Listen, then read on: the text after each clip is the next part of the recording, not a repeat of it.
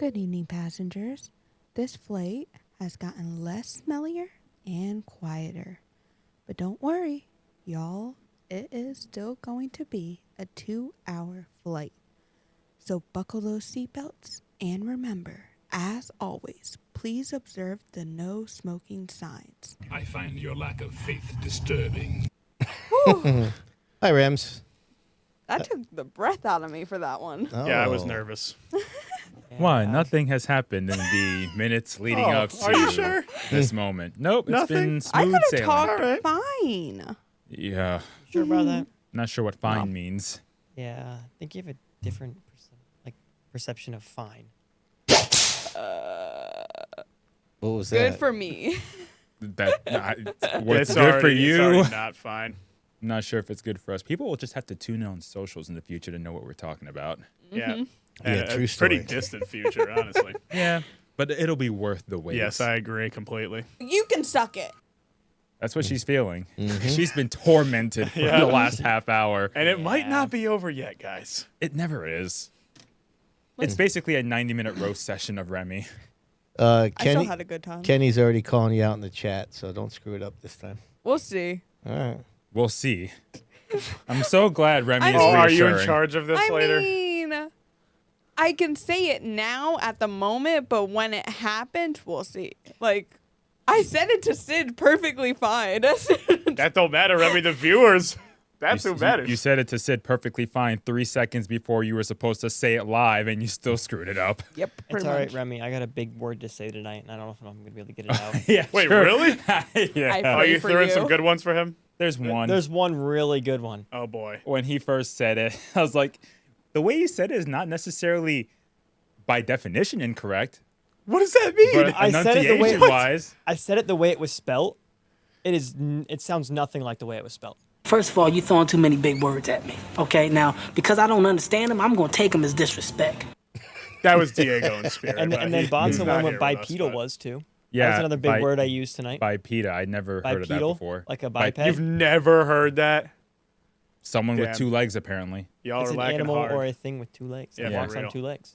So we're bipeds. Yes. There you go, Bipedal. I Bonssa. was aware of that. Yeah. I can't wait to never use that. You're welcome. I didn't say thanks. There are fringe cases where it can be used. Very, very fringe. I used it today. At the racetrack, he like, we got 3 drivers. No, 3 bipedals or Yeah. bipedals. No, like Battling. when Preston's crawling across the floor to bring me water bottles, well, trying to stay off the cameras, he's quadrupedal. And that is I've done that a couple times yeah, too. that's kind of a routine thing here. Not tonight, though. No, not You tonight gotta at all. sit there and look pretty. Here we go.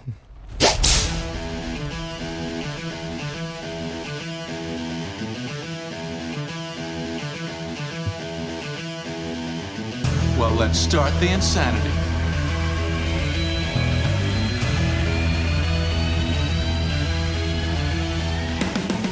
What's up, everybody? Welcome back to the Man Cave for the next edition of the Sid's View podcast. Our first full 4-track edition of results coming at you. All kinds of video clips. Can't wait. We're missing Diego. He's out on vacation, so we got our man Bonssa over there in the co-host seat. What's up, buddy? No pollution in this corner this time around, guys. Friday, Stafford. Seekonk Saturday. Pomfret Sunday. Busy weekend. A lot to talk about. Yeah, let's get after it. Our girl Reminator over here on the controls, ready to roll. Am I going to be the one doing this? Well, I asked Ronda Rousey to do it. She said, it's more than 17 seconds. I'm out. So it's back to you. Yo, go, yo. It's a beautiful Tuesday. I'm here with my boys. Let's do this. Oh, look how easy that was. Down to our man in the bullpen. The Froze Immaculate once again. Aloha, Mr. Hyde. Your man Bobby back in the house once again, and there's kind of some iffy weather up ahead here. Sid, I might have to put a little product in for once. Yeah, you will. Listen, we will look forward to that. And listen, when Bones is over there in the co-host seat, we had an empty chair at the news desk. So we got our man Preston back in the house. What's up, brother? Nothing much. It may have not rained, but a drought at Thompson did come to an end. Ryan Priest could have used some of that water. Seekonk excitement turned some heads and turned a car over. More to come in the weekly update. All right, well done, my friend. He did not miss a beat, my man Preston. He's money. By the way, before we get started, we got to let you know that you want to get into that live chat there as my voice cracks like I'm going through puberty. I don't know what the hell that was all about. $4.99 a month. Go to youtube.com/SidsView/join. You're going to want to do that on a desktop. Now, you know how we told you a couple weeks back, you don't want to get those stupid fees that you get on the smartphone. So be smart about that membership, will you? And we appreciate everybody's support. The live chat, once again, is hopping 91 people. Is that right? Holy crap. We ain't even got a guest in here. I know. It's unbelievable. And before we get started, we got to talk about my man, Preston. He came in to the studio. Look at the size of this freaking water bottle. I'm sorry. I need water. It's a half-gallon jug. I drink 2 of them a day. Like Oh, that's water and unbelievable. sleep No. are the best thing you can ever have. Medicine does nothing. Water and sleep. All right. I believe. I mean, listen, that seems to be the thing now. People came into Stafford. A couple of our camera guys brought those in. Jack, he has one too. Yeah. I might have to get on the wave, honestly. So On a the- hot day like today, it's Yeah. amazing. It's bigger Yeah. than your head. It might be Seriously. bigger than my torso, but there might be a time during the weekly update where you might see an empty chair. That just means Preston had to go to the bathroom real quick. No problem. We'll work right through that. All right, let's get things started here, huh? With our friends over there at Mid-State Site Development.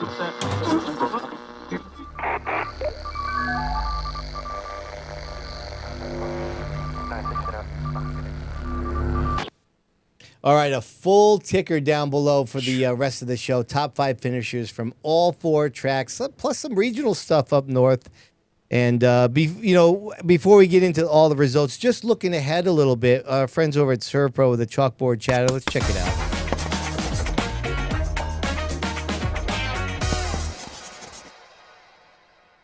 Now, we don't like to look too far ahead, but right now we don't like what the weather apps are telling us, and we just got to hope that Mother Nature wises up and leaves us alone. We got a big weekend, especially down at the Bowl, Yep. the Monaco Series. We got a lot of cool things happening there. We'll talk a little bit more of that later, so don't get wise, Mother Nature, Yep. all right? I mean, as I alluded to, Sid, you think it's teased out today, but just you wait to see if we get those 3 days of 100% humidity. Your hair It's gonna gets, be bigger than the water bottle, possibly. your hair Yeah. gets frizzy. Oh, yeah. That's an understatement. Well, big thanks to our friends over there at ServPro. They always hook us up with the chalkboard chatter, and we have a good time writing something stupid on there every week. It's entertaining for sure. Let's get after it. Preston's ready to roll. We got a lot to go over. Let's get going.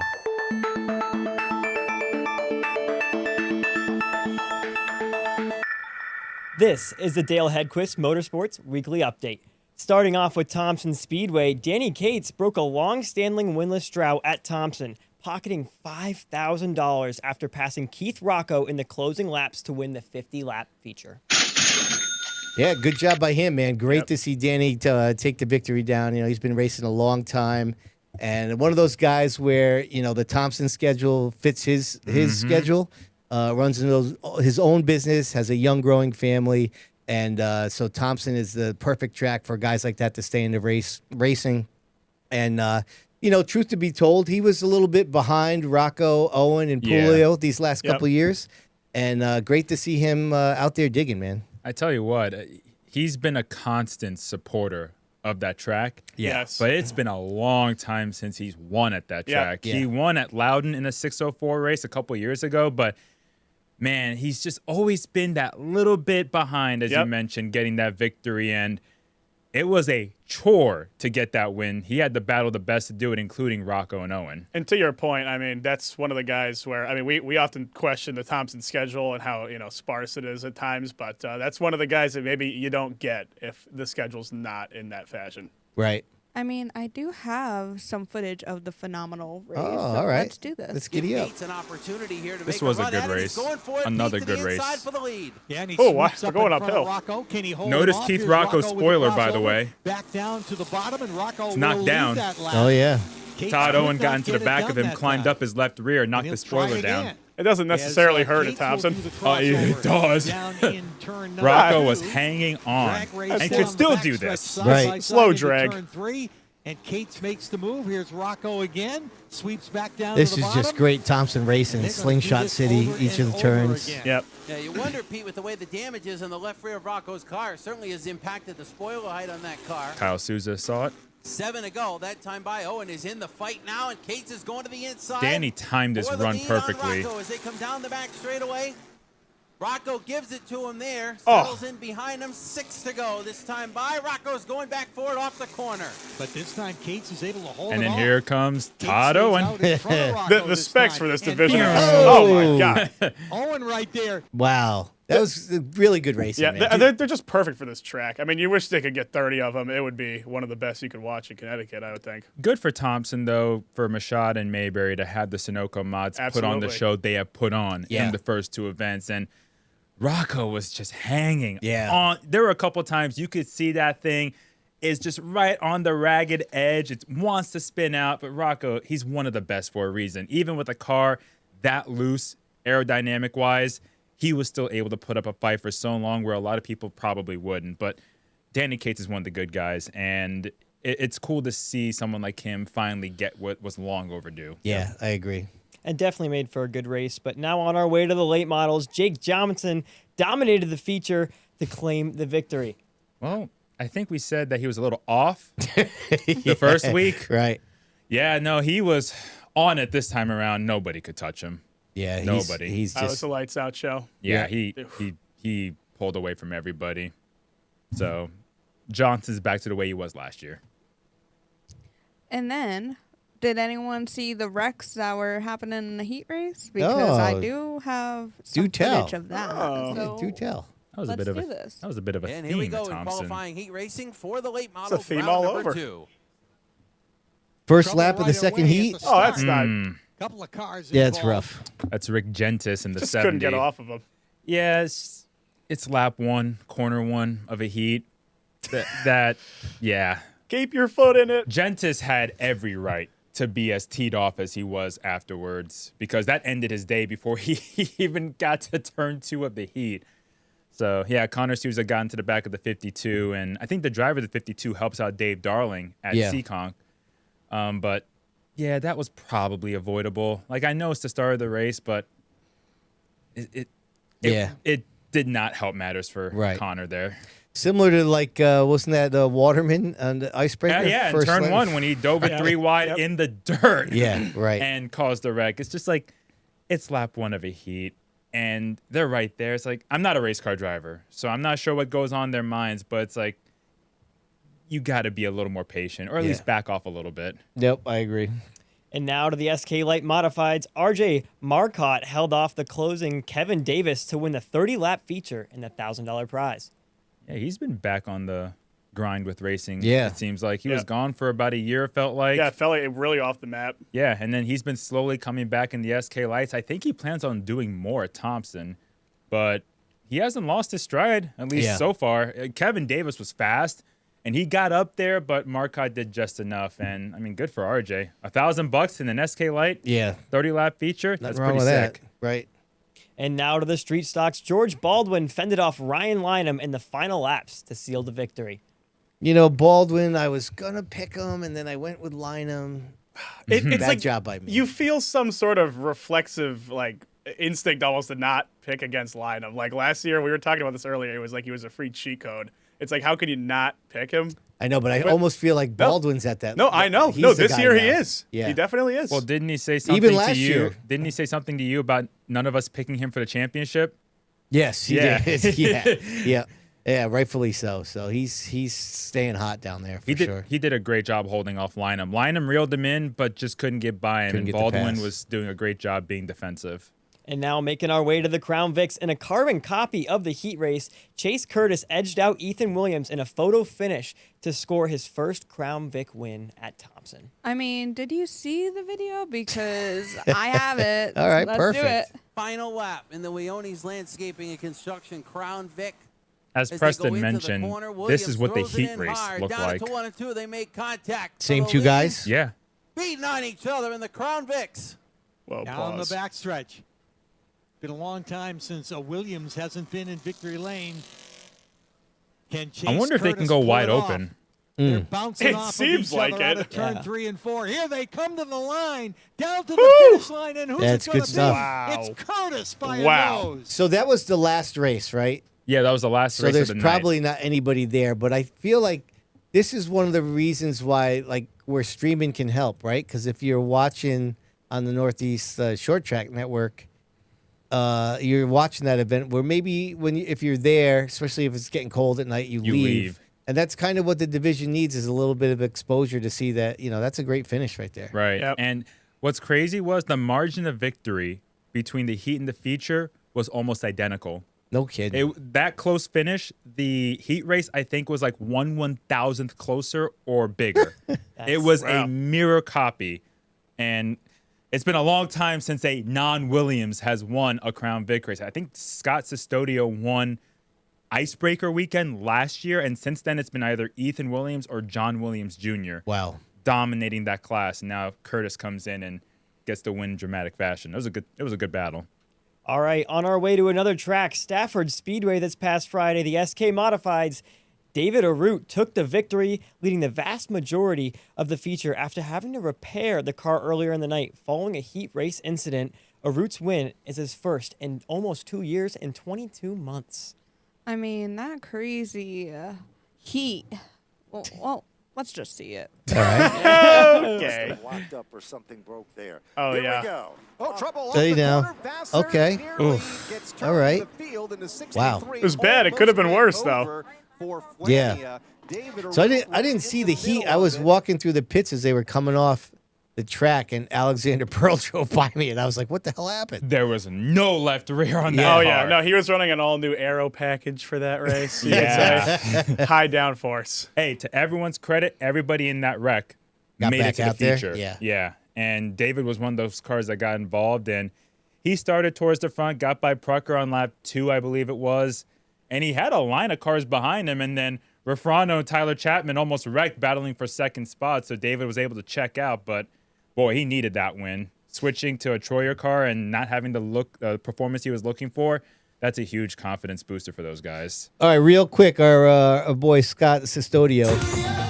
he's in the chat, and he says that they do have to lift in the Crown Vic. Oh, Yeah. okay. It's kind of wasn't amazing. sure. Yeah, I mean, I figured they were, right on it. I don't know if you have to burp it or actually, probably not getting the brakes, I would think, on those things. It They looks got like those skinny tires. Right, it looks like they're almost racing on the moon. I don't know how else to put it than that. It's On like, the moon? yeah, How it's would you just- know? Yeah. It's like they're going through water. Moon and then water. Those are two different things. Back to Stafford, though. Yeah. That's good for David Arute, man. If you Right. go that long without a win, and he was checked out, man. No Yeah. one's touching him. And he was pumped when he climbed out of the car. He's Yeah. always pumped. He treats every win like it's his the last, last, which yeah. I appreciate from a driver. Yeah. Marcello was fast again. Another podium finish. Mike Christopher Jr. got up to second there. JP got a top 5. So you're seeing the heavy hitters Yeah. slowly make Cream their way rises towards to the front. top. Yeah. And Adam Gray goes back-to-back, taking the lead on the final restart with 10 laps to go, en route to his 43rd career win at Stafford. All of his victories have come in a late model. Wow. One of the best up there, man. Yeah. No rear brakes, by the way. Really? Yeah, he said he had no rear brakes. Oh, that's Wow. right. Only front brakes. Yeah, I mean, you hope he can. We're used to a kind of a slow start for him, and then he creeps up later in the year. You hope it stays, well, not for the rest of the field, I guess, but, for us watching, he's a really fun guy to watch, and you kind of hope he could keep it all the way to the end of the year. Well, he played it so smart. He got the benefit of being on the inside for the starts and restarts, but that last restart, Josh Wood led the most laps in that race. Yeah. He had a fast car. Gray nailed the restart. Josh overdrove turn 1. Gray he just cooked ran it a his bit. line and got right by. I'll tell you what, I was chatting with our boy Chrissy Two Scoops earlier in the day, and he was like, Josh Wood's going to be one to watch today. Yeah. That dude's fast. Brand new car. Yeah. And he never got to show it week 1 because he wrecked with Adam Gray the very first lap. That's right. But no, he was really good. And listen, Josh Wood, he's a late model winner at Stafford. He's won in limiteds. He's won in street stocks. He knows how to drive a Fender car. He just hasn't done it much lately. Yep. So now he's looking to be more on a weekly basis and shake that rust off a bit. He'll sneak up there. Yeah. To the SK Light Modifieds, after a multi-lap battle with Chris Matthews, Nick Anglaise came out on top, getting his second win of the season. I mean, there was some phenomenal racing between Matthews and Glaze, so let's watch that. All right. Sounds like a Evenly plan. matched to the bottom of turn 1 as they head for turn 2, outside lane to the advantage. Matthews steps on it and clears Anglaise for the lead to take the top spot from the second lane. He pulls down to the bottom. Finkbein looking for second on the outside of Anglaise. It almost gets big up here. Yep. Oh, yeah. Turn 1. Years ago is back at the point. Will lead with 5 to go, but here comes Anglaise back to the inside and a bit of contact. Finkbein helped out the Hold on 10. to it, though, I never Anglaise really is still noticed that. there, even with the 29 side by side again down the back straightaway. Anglaise and Matthews charge the the corner, still bar to bar. No question about it. They come off the turn. Bonssa, you sound like you're about to fall off of the thing there. You're so excited. I might have been leaning over too much. Rattle easily as they head for turn 2. Still going at it, third time Just around, knowing they're these two racing drivers, side by side for the two lead down the back aggressive straightaway, drivers and they're still that evenly won't matched give with an Bennett inch. one Yeah. in third. And Bennett is just, he is looking at his chops, bro. He is. He can't waiting go to- anywhere. No, but he wants them to get together right here, and it looks like they might. This is classic SK Light racing. Yeah. Fantastic When they're battle for good, the win as they come off the they're corner. damn good. And Yep. Grace has to lift a little Yeah, bit, this is allowing this Matthews is to just get some ahead. great He's got racing, some help man. from I mean, Bennett, it's but borderline back comes super Angus on the speedway. It bottom. is just incredible.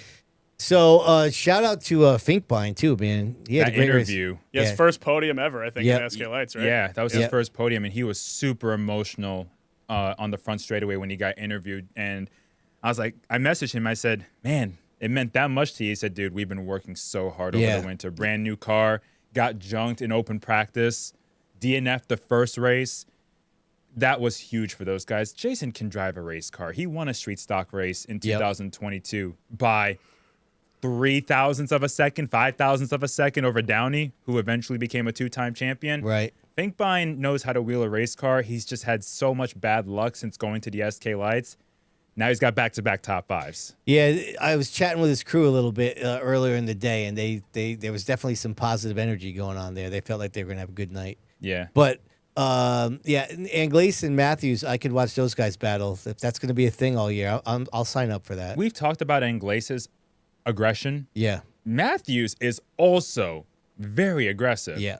It just may be under the radar compared to a guy like Anglais. Right. But Matthews, when he's got a car that'll go anywhere he wants, he'll take it wherever he wants. And he'll take it where very few can take it, and it works for him. I mean, he'll go on the apron if he needs to, even with those cars being bogged down on power. Matthews, when he's got the car, he is one of the toughest to beat in the SK Lights. And now to the limited late models, a name we used to hear so often in the street stocks. Aaron Plemons went on a charge from 7th to 1st on a restart and would score his first limited late model win in just his 3rd start. So this guy was playing it down a little bit when I talked to him earlier today. He's like, you might want to, you can wait another week after I get out of this rookie handicap deal, and I'll be ready for you to start picking me in the pick'ems. And like an hour later, he made a sweet move past a couple of cars at a turn 2, was it? And then Yeah. Dude, I mean, when is Plemons not playing it down, though? I mean, he could have won 10 races in a row, and he'd still have the shades on. Yep. Oh, we're here looking to have a good run today. Well, he won It's quicker than Haidar and Lafayette did in Yeah. their rookie years, which Seriously. is saying something. And that restart, man, going 7th to 1st in about 3-4 laps, Yeah, it that's was impressive. so hard to do in that division because everyone is so close.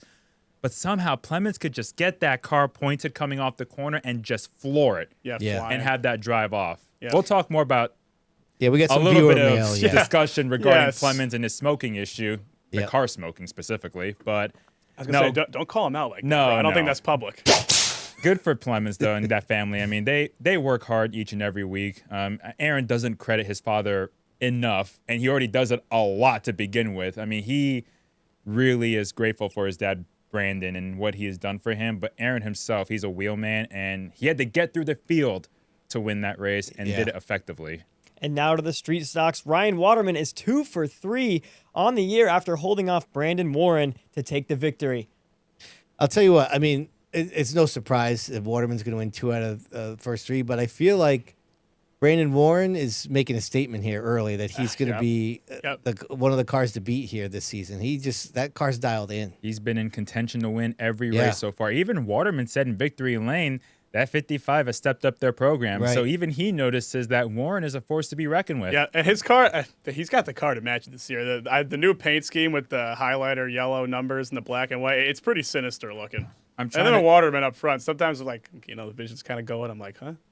I'm trying So to tell Waterman, like, you got to do the season at Stafford, or at least keep going, because he hasn't committed. But it's like, you're going so good. And that's the best he's looked in that 75 car at Stafford, because he raced that car in 23, I believe it was, the year, or 24, for like the first half of the year. Couldn't win in that 75. But now he's really got that program rolling. Yeah. He's easily a championship contender this year. No, I mean, Sid, you said it. It's, it's not a surprise that he's running up there winning races. To me, it feels, I mean, it's not necessarily a surprise, but I do think he's outperforming how I thought he would be at the beginning of the year, especially taking almost all of last year off. Yeah. I mean, it feels like he didn't miss a single beat, if not even better than he was previously. Listen, Waterman's not bashful. He could be gone for 3 years. He's still going to give it 100%. Yep. Jason Raymond was up there too, but he almost lost it coming off of turn 4 and had a sick drift coming to the front straightaway, and that just cost his momentum. But Raymond, that was probably the best he has looked all season so far. So, I get a question. Yes. Do PJ Evans and Brent Gleason know that they look like teammates when they're out there on the track? Those cars look similar, don't they? Yeah, they look a lot alike. Yeah. When I see them in turn 1, I kind of have to be a little bit more discerning to find out which one is which. They look very similar. First of all, you throwing too many big words at me. Okay, now, because I don't understand them, I'm going to take them as disrespect. I don't know. I apologize for my abundant vocabulary. Let's relax on the Was that over discerning? Yeah. Yes. What? I guess. Come on, Diego's not here. That was my tribute to Diego. To the New London Waterford Speedbowl, Anthony Flannery in the SK Modified scored the win after taking the lead late in the feature. Oh, we know that guy, right?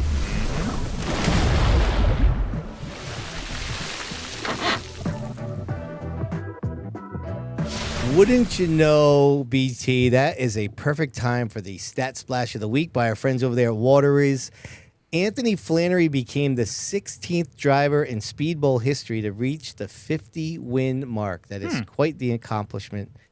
As I was looking at the stats, I also saw that he is one of only 2 drivers to have 10 or more wins in 3 different divisions.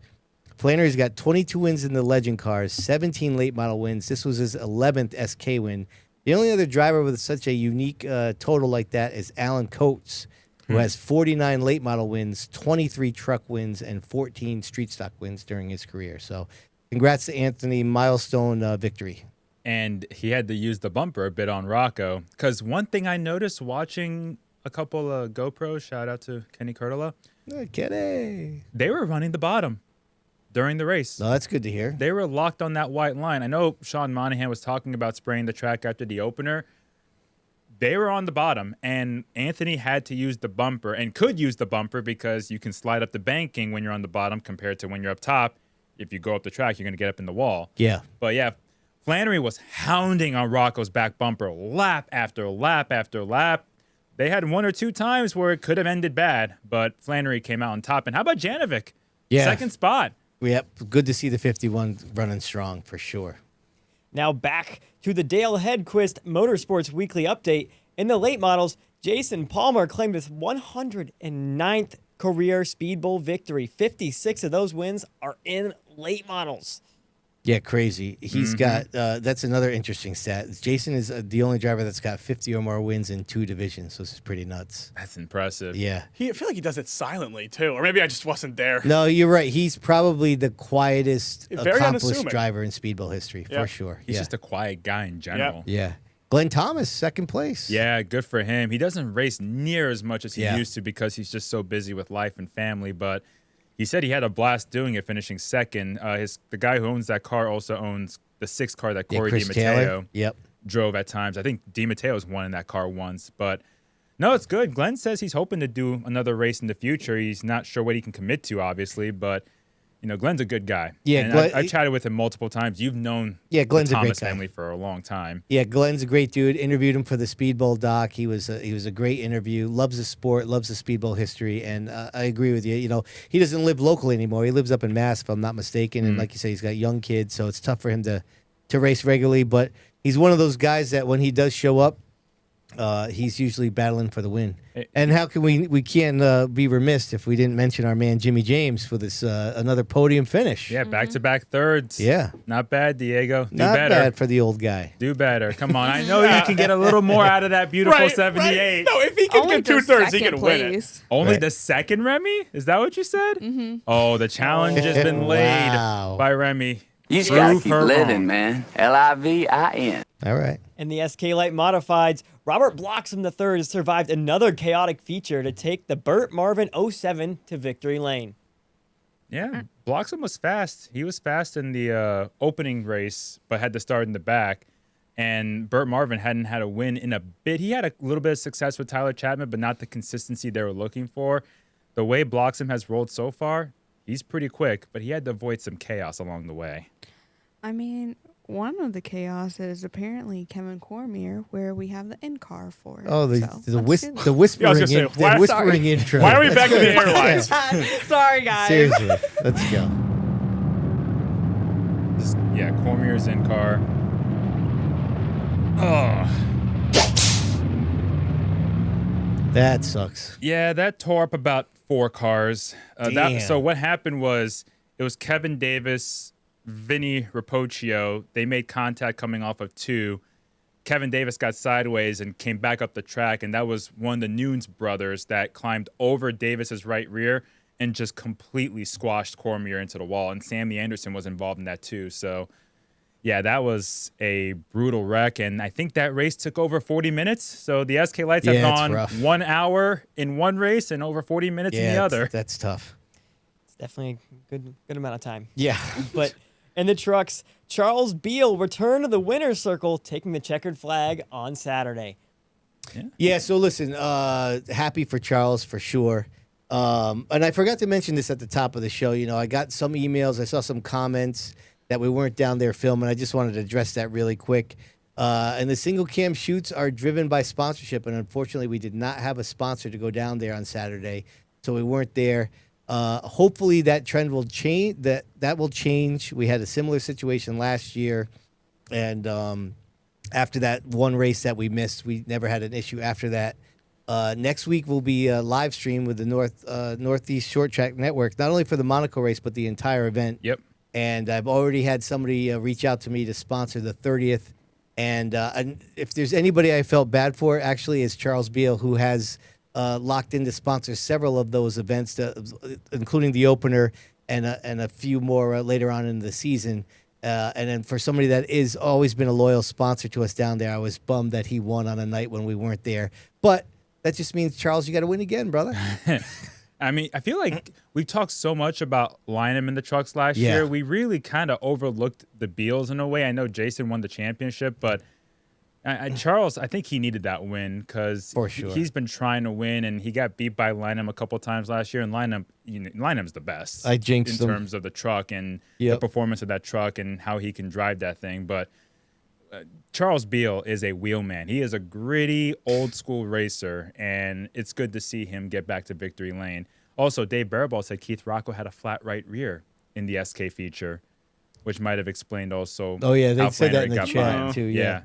So there you go on that. Also, you don't want to let Mason Silva fly under the radar, too, in the trucks. Yeah, he got a little beat up this past week, but after the first race and seeing the speed he has and how he's not afraid to fight against those drivers, I'm excited to see what he has in store for this season. Absolutely. And over to the street stocks, Chad Baxter claimed his first win of the year. Yarded them. Yeah. Took the lead early and just checked out. Checked out? Yeah. So you're saying he stunk up the show? Seemed like it. Seemed like it. I'm sure he has no shame in that. Of course not, right? In the mini stocks, Andrew Krasminski does it again, going 2 for 2 in 2026. Krasminski has won 5 of the last 6 mini stock races dating back to last year. He's on one. Yeah, just locked in, man. Well, listen, our boy Babalako now, he was Jack. It Jack? Yeah, so he's actually up to king now. He's not the ace, but he is in the king slot there if we want to go poker style. He'll always stay the king. He'll never be an ace. Hey, that is a nickname that Babalako is sitting with, is the king, so he can't be the ace. But no, he had a good run. It won't be long before he finds victory lane, I'm sure. No, I agree. Krasminski right now is on a different level. Yeah, dialed in. With those good cars, and he just keeps winning. It's so hard to be that dominant in that division, but once they figured out that 53 and they found a way to victory lane, they have not stopped. And in the legend cars, Zach Martinez also went back-to-back, winning the 25-lap feature this past weekend. That kid can wheel. Yeah, it's 16 legend cars down there. Not bad. Okay. Yeah, it's a good rebound from the opening week where they had about 11 or 12. Now, was it you that were telling me that Parker Davis, is he related? That's Kevin Davis's younger brother. Younger brother? And he finished on the podium. Yeah, good for him. Yeah, good for Parker. Speaking of a pretty solid car count, in the Crown Vics, Jake Caprio stays hot, getting his second straight win. I heard that in the Crown Vics they had 13 cars, was it, this weekend? Yeah. They've had 13 cars in the first couple races, which is good for them.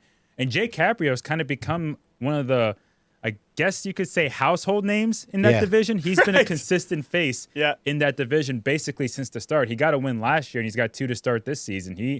He's gotten those cars figured out, if you can figure out a primitive Crown Vic, but no, Jake has shown a lot of speed, and he's trying some street stock stuff this year too. So I'm excited to see what he can do in those. That'll be cool if he scored a street stock win. He would be a 3rd generation street stock winner. Yeah, I mean they already got wins overall, but just in that one division. Yeah. Both his dad and granddad, both Mike, have won in that division. Now to Seekonk Speedway in the NASCAR Whelen Modified Tour, John McKennedy passed Stephen Kopchik late in the 150-lap race to score his 3rd career Modified Tour win. Kopchik's bid for 3 consecutive victories comes up just 1 spot short. Reminator, what do you think? I mean, there's a phenomenal battle between Kopchik and Justin Bonssa, so let's watch it. All right, let's do that. Steven looks good on the inside. Oh, the Ricker. A little bit higher up on the racetrack on entry into turn number 1, and that's all the room he needs. Here's Justin now with the crossover, car 51. Bonsignor goes right back to the bottom where he found so much success in the first 30 laps of this event. And it's showing all over again. It's Rinse and repeat is the story. It's like trademark Seekonk racing in the weekly divisions. You're almost, tour. You're almost shocked to see him race so similarly in the tour mods. It doesn't stick, but at the bottom of turn number It's so 3, hard to make that bottom work in a mod. Yeah. The stripe, still side by side. No one is giving up. McKennedy's just watching. Right. This is fun to watch, but Moeller in 4th. He ended up getting a top 10. Yeah, he had a great night. He's running up front most of the day. Yeah, good for the Danny Watts team. Laps to run when they hit the line, a little bit of contact among the race leaders in turn 1. Yeah, I mean that they're just stalemate lap after lap. I mean it's definitely Seekonk's a track you expect one lane to be pretty dominant for the open wheel cars. At the stripe, it's Kopchik by 0.04 of a second. I don't think there was many expectations in terms of what the race was going to be like with it was American Racer. Big question mark. Those hard tires and how they react. Yeah. I was working the pits that night. That was a fantastic race. Yeah. From the start to the finish, Excellent. It was a great race. There was really no relaxing at the front. There was a battle constantly and a lot of moving throughout the field. Passing cars was a concern. Tommy Catalano went from 20-something to 5th at the checkered flag. Yeah, that's pretty good. Just went on a charge. Beers came back from a spin and finished top 5. There was a lot of cars that went backwards. Matt Hirschman and Ron Silk finished were 20th terrible. and 21st. Yeah. Well, my pick came up many spots short then. Yeah. Well, that sucks for you. But just a real quick here, because just so you know, our boy Tapley, he might be a little bit confused in the chat. Okay, that we don't always want cautions when there's racing like that, and how Bonssa described, we don't need a caution. But when they're stringed out single file, that's when you're gonna hear me bitch about needing a caution. You got to bring the hot dog wrap. But you can't beat that. Leaders side by side, there's nothing better than that. You had Mike Christopher up there before he fell off. Bonsignor was up there. Justin finished 11th. Michael finished 16th. And then Kopchik and then McKennedy, which is kind of hard to believe that was just McKennedy's 3rd modified tour win. Yeah. Considering how much success he has in modified racing overall. But that was his first driving as a car owner. So it was cool for those guys to get the win. Kopchik had a great run, still consistent as ever. It was just a great race. I loved it from the start. A lot of people were raving about the race afterwards. It took 38 minutes. It blew by. Yeah. Like I've never seen before for a race that many laps.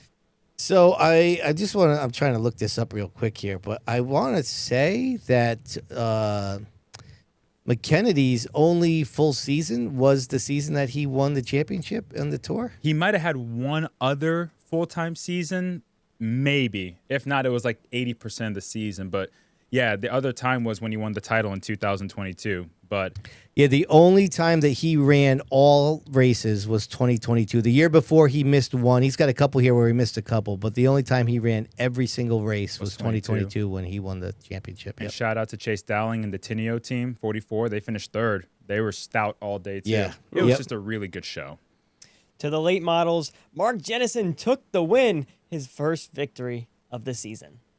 Yeah, crafty veteran, right? They had some good battling in the first half of the race. There was a red flag later on that kind of jumbled the schedule up and pushed the modified tour race up because we were under red for probably 15 minutes, it felt like. What's your day like there when you're doing the pit report? Are you able to watch the weekly events or? Not really. Yeah. I watched the first half of the late models because I just briefly debriefed in the background of the booth with Kyle and Ben over a couple things. Then I went back down to the paddock to get some final notes before the race started. And because they announced that the sportsman race was going to be after the tour race, I definitely didn't have as much time. So I had to make sure I was in my post on the front stretch to get ready for opening ceremonies. But no, it was fun. It was busy. The pits were fairly busy for a race that had no change tires. There was a lot of pit stops. So are you down in the pits or are you on the little bridge there over the bridge on the paddock side behind turn 4 is where I stood during the green flag runs. And then when the cautions came out, knowing there'd be pit stops, I made my way down to the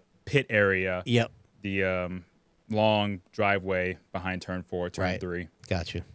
Now in the Sportsman's, Adam Petty, who is running part-time this year, made his season debut in the Sportsman's and collected the win.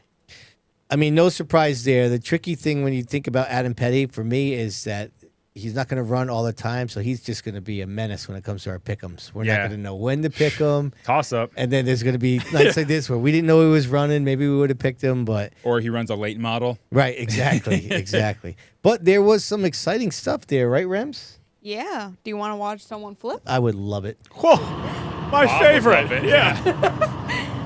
This is Pepe. Flip.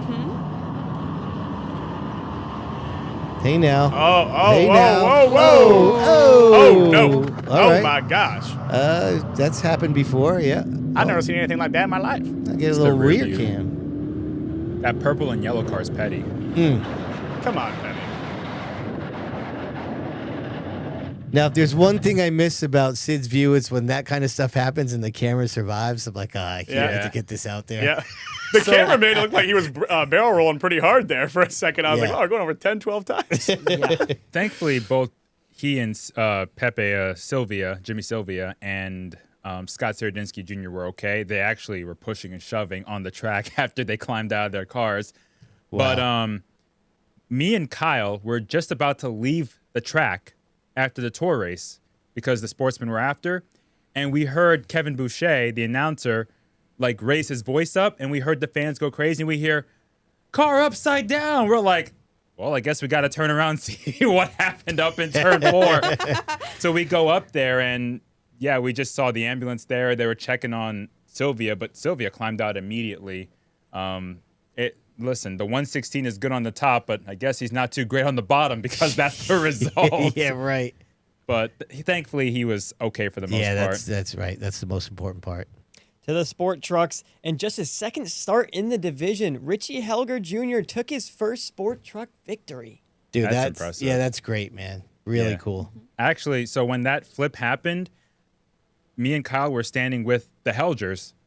Oh, really? Yeah, so Richie Helger Sr., the dad, he was talking about, like, you know what was really impressive? That truck race. I was like, yeah, it's pretty cool that he won the second start. He goes, yeah, he's right there. I look to my left, there's Richie Jr. I was like, oh, because I really haven't met them in person. Right. So I was like, oh, I guess we'll be talking about you on the podcast. And Richie Helger Sr. wanted to give a shout out to Diego as well. Diego, he says hi. So there's that. But no, good for those guys. To jump from a legend to a truck and do that well against that field with 20 of them. Yeah, that's impressive. Awesome. To Monadnock Speedway, in the Pro 4 Modifieds, Brett Meservey gets his 20th Pro 4 Modified win. Friend of the podcast. We know that guy. Yeah, we could spend some time with him.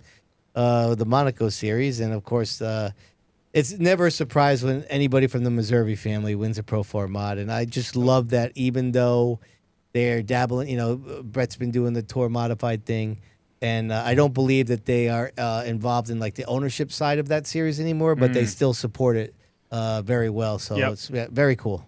Still got like 3 or 4 of them racing. I feel like between Brett, Dan, Doug, Dan, right, Dan Jr., Doug, Jr., Yep. How about Max Zackham finishing second? I know, and he had to start the feature, I believe, in the back. I'm not sure if Zackham has run a Pro 4 Modified before, but We all know Zach can win a race Yeah, car. he'll get in and win anything, anywhere. Truly. Maybe we'll see if Matt is in the chat.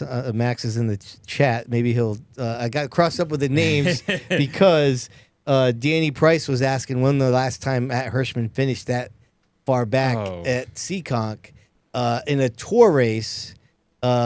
2005 is Matt Hirschman finished 27th. That's the last. And I think that was a DNF. Yes, he was. Handling issues. Yeah. Oh, he had handling issues on Saturday. He had a couple outside of the top 10, Right. but not as far back as he was this time. He had to go. I mean, they hadn't raced at Seekonk in quite a while after 2005. I'm not mistaken, but it's been a while since he. That was probably the most surprising thing. Dude. Silk as well, Right. but Hirschman especially. He's practically the odds-on favorite for that race if you look at history. I mean, I know it's a different car, right, than he's run? No, I think it's the PD car. It's the same 60? Yeah, he's been running the PD car there in the tour. Weird. I thought the car that he was running last year is the car that Junior's in. No, I think he's been driving the PD car at Seekonk. He's driven the elite towing car at other tracks, but I think Seekonk he's been driving the PD car to victory lane. Okay. But it's a different look. It's the one that was black with the red numbers the last several years, but now he's got the Bar Harbor sponsor. Yeah, so it's blue you and white. get like the Heinz ketchup-y looking car. Yeah. Yeah, ketchup and mustard. Yeah, old crab. What is it? Old Bay crab season. Well, type looking thing. he time trialed like 11th or 13th, so that in of itself was shocking. But you think, oh, he'll be fun to watch to get through the field. Never really got through it. He was struggling. Now to White Mountain Motorsports Park in the Pro All-Star Series, Trevor Sanborn claims his 6th career Pass North win after Jimmy Renfrew Jr. spun out of the lead with 2 laps to go after hitting fluid. Yeah, that's brutal. Yeah, for seriously. Renfrew. He was just by himself on his way and then just whipped around on him. I mean, I'm sure he'll take the trophy there, but that's almost not even how you want to win him. The guy in front of you wrecks on oil. It happens. And, I'm sure he's probably all right with that win. What do you think? I mean, listen, Trevor Fun for the review. Trevor Sanborn is no joke in Right. the super late model, so he's a contender up there, and he had a car probably that could have won, but Renfrew, he led a lot of laps in that race. And now on our way over to the New England Super Modified Series, Jeffrey Battle got by Dan Bowes late in the 50-lap feature to win the race. I mean, there is some phenomenal racing, so let's watch. All right. Jeffrey Battle looking to the high side. Battle going for it with 11 laps to go. This is some crazy stuff right here. Short way around. Battle on the high side. Lap cars. Yeah. Get out of the way. He's gonna go to the outside and Bowes holds on to it. We're in a little pick there. No-win situation there for I mean, this is high stakes in these cars. Seriously. It's only 900 horsepower. Oh, really? That's it? Watch when they come off of 4. Watch how tight it gets. New England Super Modified Series. Dan Bowes, your leader. Battling second. The 2 former Oh my god. Oh my goodness. win of the season. You expect It's to get the camera hair-raising. and one's going over. 11 of Nocella, not far ahead of him. Here comes the 14, Jeffrey Battle, wiggling with 7 laps to go. He's making it work. Seriously. At the line, it was Jeffrey Battle by 1/1,000th That's impressive, man. second. Bowes was trying so hard. Ahead, but it's Battle clear I mean, those are 2 heavyweights in Yeah. that Yeah. series. Yep. And I can tell you, we're not going back up there with the Monaco series, but I'm going to miss that track. That's a neat track, man. It was really fun. It's beautiful Yeah. up there. Right. Just like you sit in the middle of the track and you look around and there's just mountains surrounding you. Thunder Road-esque with the scenery. Yeah. I want to go hiking up there. I can't wait to go for the tour. Yeah, you're going for the Yeah. first time this year, right? I've never been there. So Oh, really? The Modified Tour is racing there in the next month, and I'm excited Oh, it to was really check it fun. out. Yeah, it looks like a really cool track. I Yep. love Thunder Road, and I'm sure White Mountain will be just as beautiful Yep. and as good. But, man, Battle. Making that outside work. Yeah. It's so tough in those super mods to follow each Yep. other because the arrow, like, you just push like a dump truck when you're behind one. Yep. So you had to make a second lane work somehow, and he did it. Yeah, I mean, I'll always defend the super mods. I mean, yes, they do sometimes put on a snoozer, but even when they do, like, it's still fun to actually be in the presence of the cars. Like, they have a unique smell, the sound. I mean, it's just fun to be there for them. But I feel like they got a lot of haters, low-key. Well, I mean, at the bull rings, that is almost like it's shocking for me to actually enjoy the super mods at a small track. Right. I mean, I love them at Thompson all day long. I'll watch that, but They scare me there. yeah, Yeah, that's an understatement. right. But no, good for Jeffrey Battle. I mean, he's one of the best, if not arguably the best right now in the super modifieds. Yeah, defending champ, and I think Bose won the year before. So, like I said, those are the two heavyweights there. To Hudson Speedway, Braden Egan scores his second career NEMA Light win, taking the victory in the Jim O'Brien Memorial. Good for him. He got his first career win last year and adds to the total. Yeah, impressive. Now on our way over to Dover Motor Speedway in the NASCAR Truck Series, Gio Ruggiero finished 20th in the Craftsman Truck Series this race at Dover and sits 4th in the standings, 61 points behind the leader Caden Honeycutt, and Kyle Busch came away with the victory in that race. Did you watch that race, Fro? No. No. Nope. Wow. That was a Friday night. It was Friday. Right? Yeah, Yeah. I could not. Oh, yeah. Stafford. I was not available. Well, I didn't know if you had the old DVR going. You know, you're such a NASCAR nerd. I thought that'd be right up your alley. No? No, I've been missing some truck and Xfinity guys. It's almost blasphemous for me to even say that, but I've low-key been missing some. I got to pick it up. All right. Kyle just dominated that race from what I remember. So it was just basically the Kyle Busch show, like the old days of trucks. Yeah, so there's they're asking here about streaming at Waterford, and they're streaming the whole event. They're not just streaming the Monaco race; they're streaming the weekly divisions as well. Yeah. Oh, that's cool. Yep. Mm-hmm.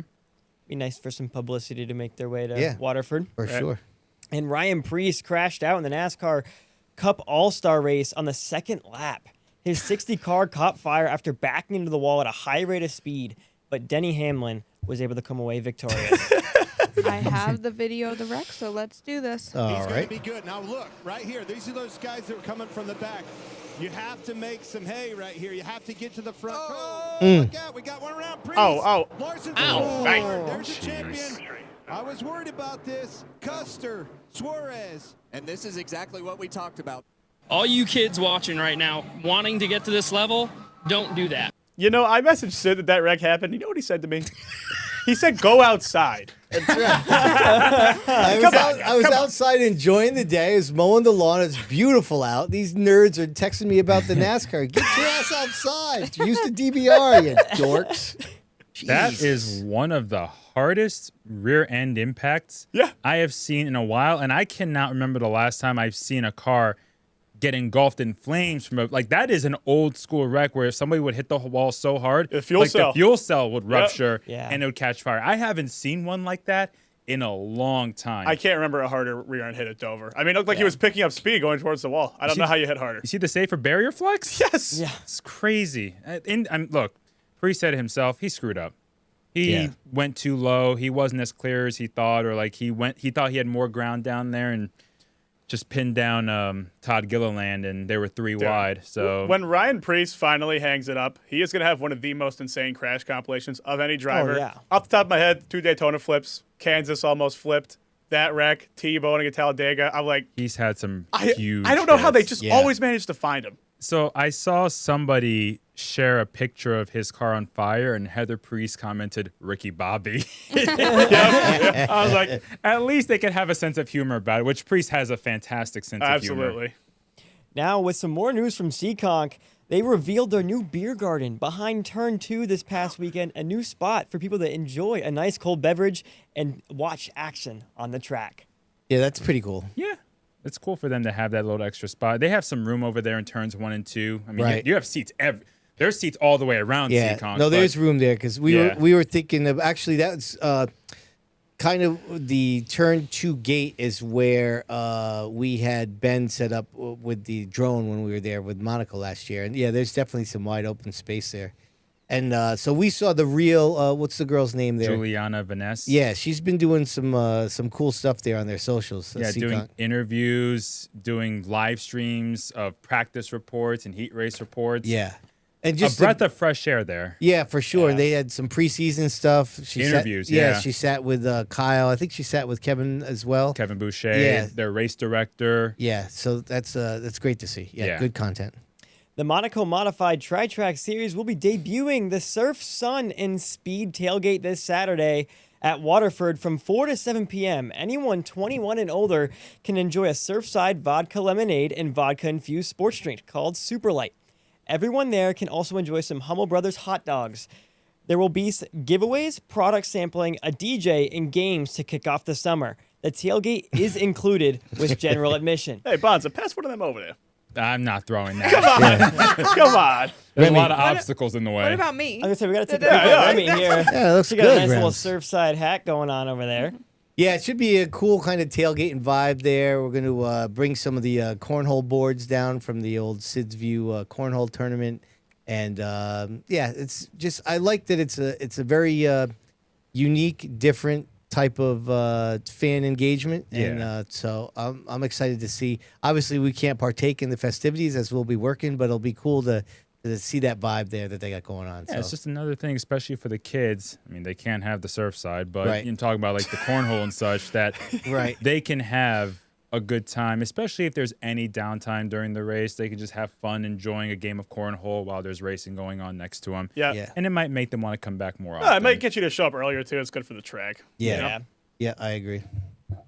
And NASCAR just revealed the Hall of Fame class of 27 inductees. Kevin Harvick and Jeff Burton were inducted. Larry Phillips was posthumously inducted as well. Harvick is a former Cup and O'Reilly Auto Parts champion, racking up 60 Cup wins. Burton, dubbed the Mayor, amassed 21 Cup wins and 27 O'Reilly Auto Parts wins. Phillips is a 5-time NASCAR Weekly Series national champion in an 11-year span. Phillips won 220 of 289 NASCAR sanctioned starts. Lisa France Kennedy, the executive vice chair of NASCAR, received the Landmark Award for outstanding contributions to NASCAR. Wow. Those are some crazy stats for Larry Phillips. Yeah, man. Yeah. But it's good to see the guys who really excelled in weekly racing 100% get that agree. notoriety when it's deserved. And he got the pioneer section because he's been racing for such a long time. So, yeah, it's well-deserved. 220 out of 289. That's nuts, man. In an 11-year span? Are you Yeah. kidding me? That's very much well-deserved. Kevin Harvick, what else can you say about him and what he's done? I mean, that dude, he's been winning races for over 20 years, basically winning almost up until he retired, and got a championship, was successful in O'Reilly, back then Busch, won truck races, so he's won all 3 series. Jeff Burton, he was very underrated. He was so good at Roush, had some lean years, and then picked it back up with Richard Childress Racing and was a championship contender, but just couldn't get that title. But he won races both at the Cup level and the O'Reilly level. And somebody who was, I say was, is still highly respected, I think, in the garage. A lot of people, that's why he was called the Mayor. Yeah. You know, we have Joey Farino down here. And in NASCAR, you have Jeff Burton. And Lisa France Kennedy has been working for NASCAR and the International Speedway Corporation for 30 years and has done a lot. And so it's not a surprise that she got that award. She deserved it. Well, if I can say, in all due respect to our man Joey, who we love, and he is the mayor, but the OG mayor is Jeff Pearl at the Speedbowl. I just want to throw that out Fair enough. Yeah. And that concludes the Dale Hedquist Motorsports Weekly Update. Preston, that's how you come back to the podcast and knock it right out of the park, my friend. Good job by you. And with the nerves and rust knocked off, you know what I'm going to do? Yeah. I'm going to take a huge Yeah, you sip are. out of my comically large water Why bottle wouldn't just for you? everyone to watch. Drink the whole damn thing. Why wouldn't you? Get on that. Oh, my God. All right, let's do some points, shall we, before we carry on. Let's take a look, see what's going on over here at Stafford, thanks to our man Chrissy Two Scoops and the Meyer family over the Crazy Hollow Creamery. Our man John Pulio ahead of the SK Lights over Todd Owen. Mikey Flynn, we'll be talking to him next week in studio. David Aruke climbs into 4th place. Rocco rounding out the top 5. Chris Matthews with 2 points over Nick Anglaise, Tyler Berry, Peter Bennett, Dalton McCarthy, all fast cars right there. Waterman with a 10-point lead over Jason Raymond, PJ Evans, Bill Cody. Bill Cody, is he still searching for his first win? Yup. Wow. He has I come feel close. like just in the last, I don't know, year and a half, I've seen him lead a big chunk of races. It seems like 7 or 8 times. He's going to be really sick of that narrative real soon if he's not sick of it yet. I'll tell you what, though, that'll be one hell of a victory lane celebration when he pulls it off. It'll be a huge burden off his shoulders. The crafty veteran Kevin Gamba Quarter, 2 points again ahead of 2 scoops. Wayne Corey Jr., Chris Buffoni, Daryl Keene, delicious they call him. And then Jeremy Lavoie, the 3-time champ with a 6-point lead over Lafayette. Our boy Norm Roop, one of our favorites there on the podium. Our man Rich and Adrian rounding out the top 5. Let's go down to the Speed Bowl, shall we? Check out what's going on over there. Flannery into the point lead. 13-point lead there. Rocco Jordan on the Godfather there around our top 5. How about the rookie Vinny Rapocchio? The 1-point lead over Robert Bloxham. Another rookie, Melania, in third. Yeah, she finished 4th, I believe, last week. Palmer ahead in the late models. Ray Christian had a bad night, if I'm not mistaken. Yep. Diego finishes third twice, third in points, has 3 in the pick'ems. 3's his lucky number, at least for now. Andrew Pellegrini with 3 points over Charlie Beal there in the trucks. And you know, Jason. are they tied there? Yeah. You got the better view of that than I do over here. We'll go over to the street stocks. Chad Baxter now with a 1-point lead over the craftiest of veterans, Al Stone. Zach Martinez has his 2 wins, putting him in front of the legend cars. Same with Andrew Krasminski with 10-point lead over Sam Misick. And as we said before, Jake Caprio getting it done in the Crown Vics. Let's do some Seekonk. Say it, Rems. Seekonk. There you go. Dave Darling, the pro stocks were off, so they are. There's no update there. Ryan Flood's got the 5-point lead over Charlie Rose in the late models. Randy Moretti with the 10-point lead over Josh Hedges in the Sportsman. And then our boy Scott Sestodio. If Diego was here, he would probably be dancing if I can find the music. There we go. You know, it's funny. I asked these guys, I'm like, did Sestodio win? And I couldn't remember where I saw him, but there he is at the top of the old points. Listen, Thompson did not have their points updated. We will get to them next week, hopefully, when they have them updated by then, and we will go over them as such. But let's go to our JDL Motorsports. And a big thanks to Holistic Real Estate, by the way, for the Seekonk, and Busy Bee Learning Center for the Waterford points. JDL Motorsports bringing us the Touring Series. Steven Kopsick remains atop the Whelen Modified Tour. And as we said, Austin Beers had a nice comeback there to stay in the second place. Who else was updated there? Pass has got DJ Shaw in the lead. Dan Bowes, so they got heat race points there. That's why Dan Bowes is the point leader over Jeffrey Battle, even though Battle won the race.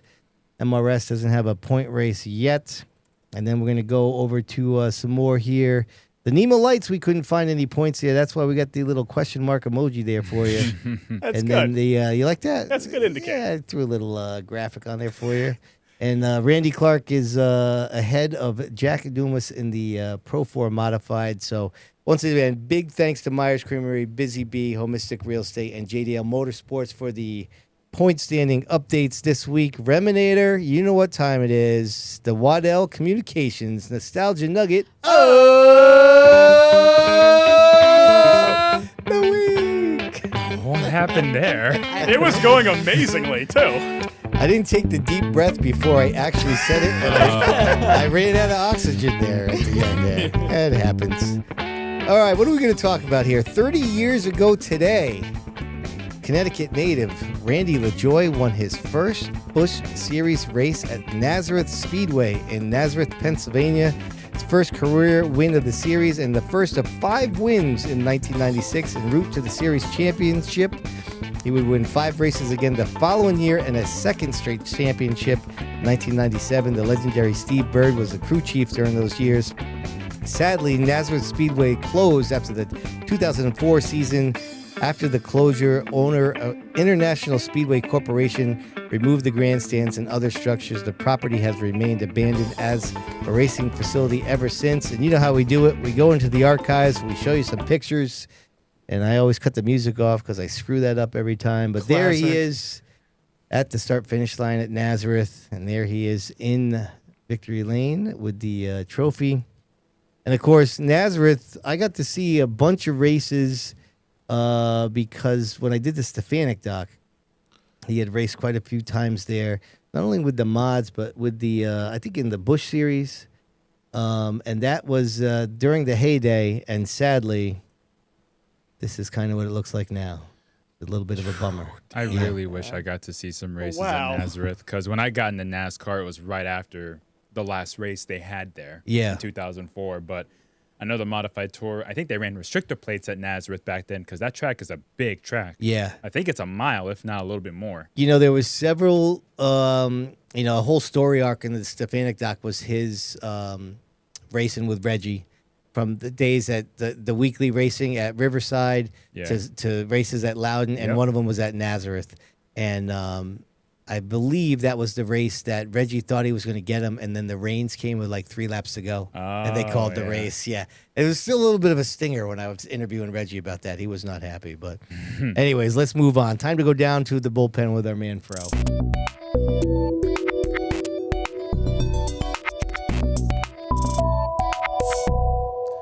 You know, it's kind of sad our man Diego's not here for the Hoosier Tyree stat chat. You know, sometimes you write a question or two in there just to selectively bust his balls, but they can always wait. They can wait. Okay. Yep. The first one here tonight. Should divisions with a lower car count go first or last in the feature lineup? Ooh, good one. I'd hate to put them last if it's not like a headliner. Yeah. Because in my mind, I would like to see the fans watch all the divisions. And if you know one division is by far the headliner that everyone's there to watch, and there's a division after that, like I hate to point them out, but like the Crown Vics at Thompson, we talked about, they were the last feature after the main divisions. How many people really stayed for that? Right. Probably not many, but they got a photo finish out of it. Right. So I would lean on putting them first, maybe as an appetizer. You know, like here's what is just a slight peek at what you'll see later on today, like just to kind of build it. That's the way. I'd rather have it first than last. Yeah, I mean, I get both sides there. Like, you almost, sometimes if the program's already a little longer, you're tempted to put it last just for the sake of, you know, people start packing up. You don't want them to, you know, not see the best divisions of the night. But if I'm part of that small division and, like, the hope is to grow the division into more cars, I don't know if being dumped to last, it's really, like, you know, a sign that I want to go race there necessarily. Like, oh, I don't really feel like that division. Again, I bet those 6 Crown Vic guys maybe weren't so happy. Yeah, I mean, I think back to the, you know, it was a couple years ago at the Speedbowl when we had the issue with the Bandoleros when they were only getting like 3 of them. Yeah. You know, and that is like, I almost felt like they should have just ran those maybe even before the national anthem. You know, you don't want to tell those guys to go home, but at the same time, it's not something that's going to engage the fans necessarily. Right. And I mean, when it's that minuscule of a car count, is it really cool to have 3 people stay? You know, if the car count is that low to the very end, like why not just get it out of the way in the beginning? And look, I've seen 8, 10, 12 car fields put on some bangers. Yeah. Right. So if you don't have high expectations for them, put them first. And if they exceed those expectations and the fans get treated to a classic, they all get to see it. They might be like, huh, right, maybe this division has something. Right. Right. You know, that's the way I think of it, at least. So I'd rather have them first. I agree with that as well. It could bring some more love for that division if you put it first. Maybe someone will watch and be like, hey, I can race a Crown Vic, get into racing, and then from there it sparks their love for racing. I feel like something small can tumble into something really big with putting them first. I do somewhat understand it though, like in the essence of like fan retention, right? There's you don't want to be the division that's racing when it's a ghost town out there though, you know. The one exception I can think of is if weather threatens. Right. Then you want your headliner, if you have one, to be completed before inclement weather comes in. So you might push a division that just has a regular distance and maybe not the biggest field. Oh, on the fly to the for back. sure. For sure. But Tapley brought up an interesting point. Yeah, go ahead. He said the Crown Vics are placed last by pass and ACT at Thompson because of potential debris falling off the cars, not because of car count. Oh, that's interesting. Yeah. Which is interesting, yeah. I mean, yeah, listen, I mean, it wasn't specifically about them, though. Yeah. I mean, this happens at every track in Connecticut. But right? one thing I noticed in the Crown Vic finish, Williams on the inside, his right side mirror, I think, was dangling. Oh, really? Yeah, like like the actual car passenger mirror was dangling off the right side. It looked like coming to the checkered flag. So to Scott's point, then. Yeah. Right. You don't want to hit that. Right. Yeah, exactly. There's some thought behind it, definitely. Yeah. I got one more for you guys here. Hit it. What is the ideal duration for a marquee modified event? All right, so this is interesting, right? Because it's almost what was the time on the tour race? 38 minutes for 150 laps. I mean, what do you think? Is that too quick? Honestly, for me, maybe because I was just really busy, it didn't feel that quick. Yeah. Maybe that's just because I was so focused on trying to do my job that I never thought about what lap we were on. Right. But it didn't feel like it was 38 minutes. I felt like it was a normal length for a normal race of that many laps. But it wasn't. I was shocked when I heard it was 38 minutes. I knew it was at a decent pace, but not that quick. Yeah. I mean, it's hard to plan a race, though, around the amount of time you think it might take. I mean, you don't really know that ahead of time because that race could have turned into a wreck fest, and then it's 2.5 hours long. I think probably an hour is a decent average for definitely. a marquee race. It just kind of depends on how many laps the race Yeah, is. the lap count is the key, right? Yeah. Right. Yeah. Like I mean, if it's an hour, if your marquee race is, like they got a 40 lapper for the SK Lights on Friday at Stafford, right? If that race is an hour, that's probably too long. Yes, Yeah. right. SK Light 40 lapper, you're hoping is 15, 20 minutes. I almost feel like the tour race at just under 40 minutes is actually perfect. I don't think that happens often, though. Right. Yeah. Because it's hard to do a 40-minute race for 150 laps. Like Riverhead is the next race. That's 200 laps. I can't imagine that being anywhere near that length unless they go green to checker. But like an 80-lap open mod race, that one I expect to be like 45 to an hour. Which one is this now? An 80-lap open mod race at Stafford. I would say 45 to an hour roughly, just in case we have some cautions. Yeah. If it's like an hour and a half, which we've had before, that is a long race. Well, I wonder, like, I don't know if, Tapley or Monahan are in the chat here. I mean, they're involved in operate. Like, to me, the hour is the mark. If I a agree. race goes over an hour, it's probably not a good race. Right. It's probably a race that you wish went better. A little clunky. Yeah. Yeah, I mean, I do like when there's a little bit of time to breathe. Like, I like, maybe it runs. I think an hour on the dot is almost perfect. I mean, if I'm sitting in the stands and like the main headliner, crown jewel type of event is over in a half hour, I just think, all right. Okay. Yeah. I don't know. It feels like it doesn't feel like an exclamation point on the night. It's a little funky, and it happens often, especially with the tour mod shows. I think an hour is probably a fair judgment. Yeah. For most marquee events. An hour is like that perfect sweet spot where I feel like I'm getting my money's worth, but also the race is at least going to have some sort of interesting thing going on. Like if it's 38 minutes and it's green to checker, sometimes they're interesting, but like at Seekonk, they're definitely going to be because of how small of a track and side-by-side racing they do there. Right. But like at other tracks, it's like, man, that was kind of boring. Like Right. I want something more. Well, especially if you have a Wreckfest feeder division and then that feature ends up taking as long as the headliner, that's when it starts to feel like you said, you want to feel like you got your money's worth. The pacing of the whole event is a little off, although, again, that is really hard to map out in anticipation of, duration time-wise of races. I find your lack of faith disturbing. Well, listen, the Spring Sizzler, that was a long day because of the track drying or the track cleaning from the oil. Right. The track cleaning took almost an hour in of itself. Right. But damn it, was it worth it? Right. And how because can you the plan for last 35, 40 laps will go down to some of the best 40 laps to end off a Spring Sizzler ever. Yeah. Now, granted, that was an anomaly because we had to clean up the track because somebody oiled down the whole place. But that was a case where it took a long time to get there, but it was so worth it because we were presented with an all-time classic. Yeah, it's a good point, right? Because there was such a great finish, no one's talking about Dylan Izzo's car leaking around the track. Right. Except for us here on the podcast.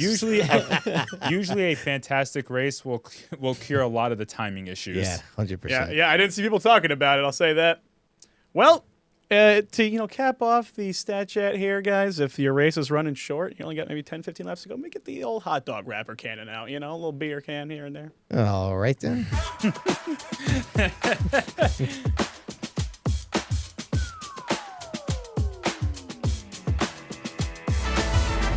All right, once again, it's time for another edition of Did You Know, thanks to our good friends over there at the Driver Development Program.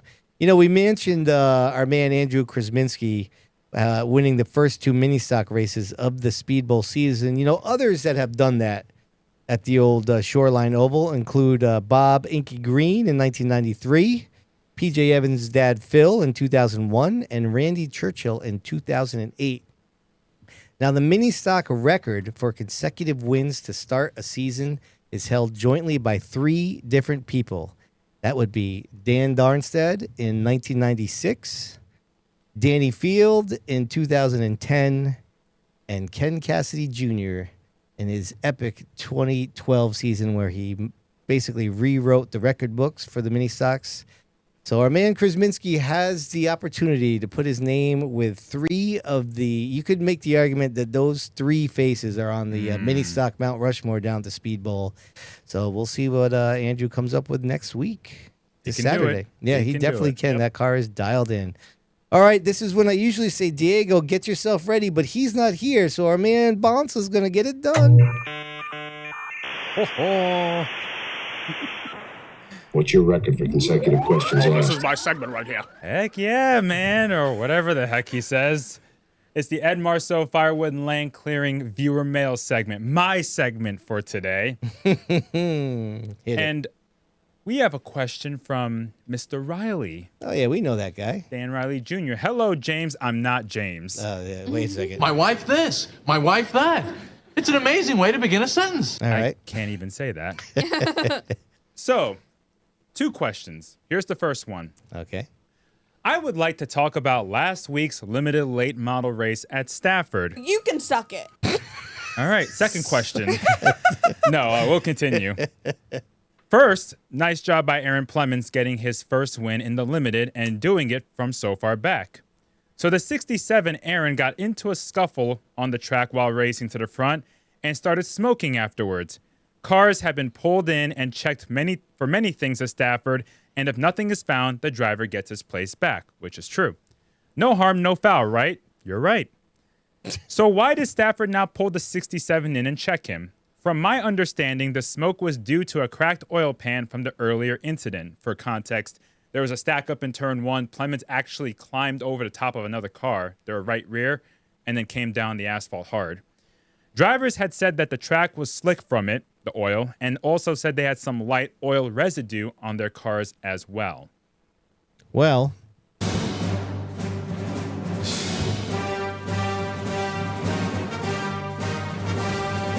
I mean, yeah, I feel like I was asking myself the question the whole time, like, how is he, like, if your tire is rubbing, you're going to create smoke too, right? But your tire's going to go down. Right. And he was lightning fast, so I was like, oh, it's not rubbing the tire. It seemed a little strange that they didn't check that out. I have to agree. Yeah, no, I agree too. Usually when someone's smoking that bad, you would bring them down to make sure it's not a leak. And look, when Plemons left Victory Lane on the front stretch, there was fluid from where that car was. Yeah. That had to be cleaned up. So there were some drivers in that race that told me that they had oil in their windshield and the track was slick. Yep. Because I was curious about that. Yeah, he should have been checked. Yeah. That's usually what happens, but in this case, it didn't. So, yeah, I mean, if flub right there. Yeah, I mean, if you're Aaron, you're like, I'll take it. Right. Yeah. Yeah. And anybody that's not Aaron, it's like, Yeah. he should have been down there. But yeah, I do agree. He probably should have been checked just to make sure nothing was leaking. Because in the end, he was dropping something, at least in Victory Lane. Yeah, it can't be right. I don't blame any of the other competitors if they are a little bit sore about that. Right. Because you I definitely. mean, generally that does happen. Yeah. Right. All right. Let's go to our second question from Mr. Riley. Well, actually. Yeah, I Reminator. have something to tell y'all about. Go.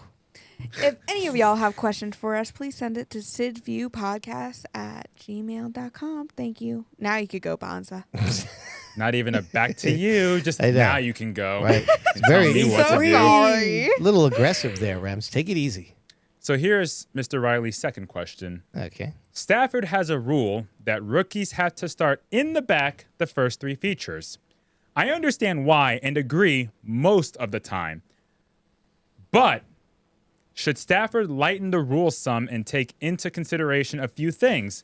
One is if the driver has previous racing experience, and second, lap times during practice, meaning if a driver has previous experience at another track or in a different division at Stafford and they are turning good lap times during practice and show that they're in the heat race and capable of running well, why send them to the rear in the feature?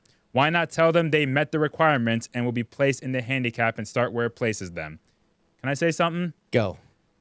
that just creates more gray area. Yep. And confusion. Yep. 100%. I couldn't agree more. Yeah. I mean, if you're gonna do it, at least keep it simple. I mean, you start throwing on all these little different classifiers. Oh, he made this lap time. Oh, he has X starts and who knows where. I mean, and that's just because you're turning a fast lap time does not necessarily mean that you are going to be comfortable with other cars on the racetrack. I mean, those two That's true. Very different things. I just think if you're going to have it, just apply it to everybody and nobody's going to be getting upset. I feel like when you start adding all of these kind of case-by-case classifiers on top of it, it just leads to more people being upset than if you just said, you're a rookie, do the 3 races from the rear, and then you're good to go. Or just don't have it. I mean, even like take the frustration aside, it's just more confusion. Yeah. That's the big thing. It's like Stafford does it right. Just black and white. Yep. Rookie, 3 starts Simple. in the back, and then you start wherever. Easy. To me, that is the right way to do it. 3 is a good amount of races. You start in the back, you learn, you try to pass cars. Listen, you can have experience in different divisions, different tracks, but Stafford is different from most tracks, all tracks. Plus, each division has their own little intricacies that make them different from the others. So, yeah, I don't like adding gray areas and more subjective topics that are up for judgment. they don't need more check boxes. Yeah, that just results in, these thoughts of inconsistencies and what about this guy? What about this? What about that? I mean, Stafford does that fine with what the rookie rule is. We already have enough debate about what a rookie is, period, in Stafford. I mean, let's just don't make it more complicated. We'd call it the Brent Gleason rule if that was the case. Right. Well, I think it's I understand what Dan's saying, but I also think it's a little bit of like hindsight is 20/20, right? Like with Aaron, he did so great. He won in his 3rd race while he was in that rookie handicap. Yeah. But you didn't know that when the season started, right? I mean, maybe he was going to struggle for 2 Right. months. You You have don't no know. idea. Right. Exactly. But you think about, look at, I know it's going fender to open wheel, but look at Travis Downey going to SK Lights. Right. And then he's having some struggles. Right. So you don't know that, but I agree with you. It's kind of you're really just more than anything, you're opening a potential can of worms. It's just not worth it. And if you just keep it black and white, we're all on the same page. But I agree with you guys. Yeah. Well, that's the Ed Marceau Firewood and Land Clearing. Viewer mail. All right, well done by you. And look at this one. Could be this new segment. This segment this week. It's probably going to go by a little bit quicker than normal because we don't have to hear our guy James. We'll get the anecdote.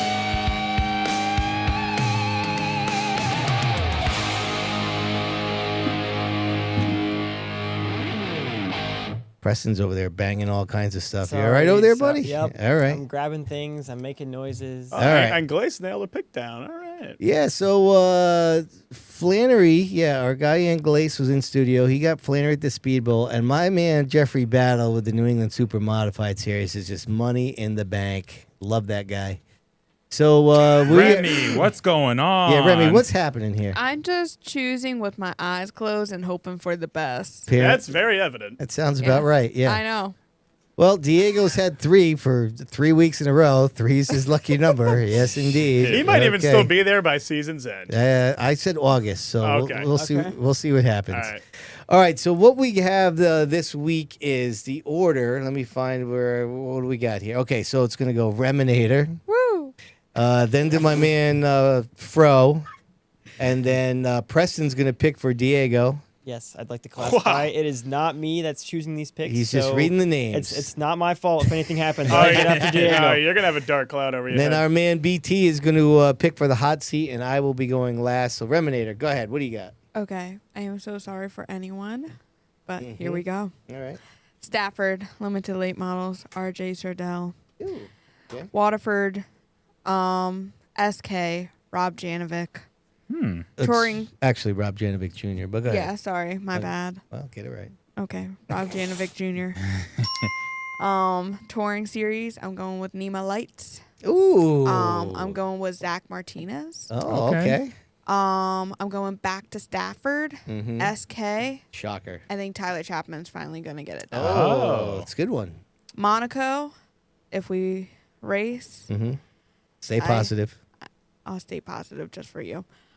Mike Christopher Jr. Oh, and the 00. Okay. Wow. Fro, and listen, it is a fro. Look at that thing, huh? It's throwing again. That's tremendous. Yep, temperature goes up and bang. That's it. Bang. Yeah. All right, go ahead.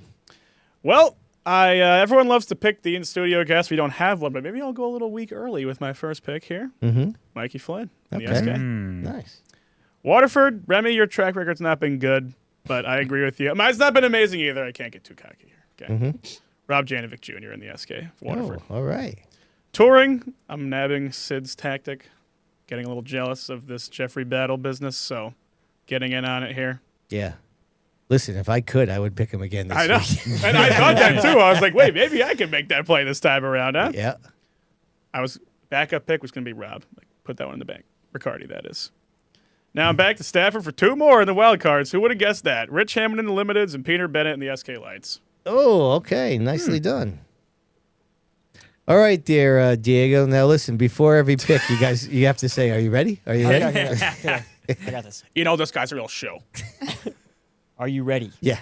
Go ahead, Okay. hit this. And this at Stafford in the SKs, we have John Pulio. Oh, Johnny P. Lightning. Interesting. All right, are you guys ready? At the Waterford Speedbowl, we have the SK Light, Evan Burgoyce. Oh, good one. I like that guy. Are you guys ready? Ready. In the Touring Series, Monaco Modified Tri-Track Series, John McKennedy. Oh, okay. Are we ready once again? I'm ready. Stafford Wildcard, late model, Chris Meyer. 2 scoops. 2 scoops. Chrissy Two Soups himself. Yeah. Are we ready? Go. At Stafford once again for the wild card, SK Light, Robert Bloxham III. Nicely done. Wowie zowie. Beautiful reading right there, Preston. I'm glad. It was like he was right here with us still, Diego.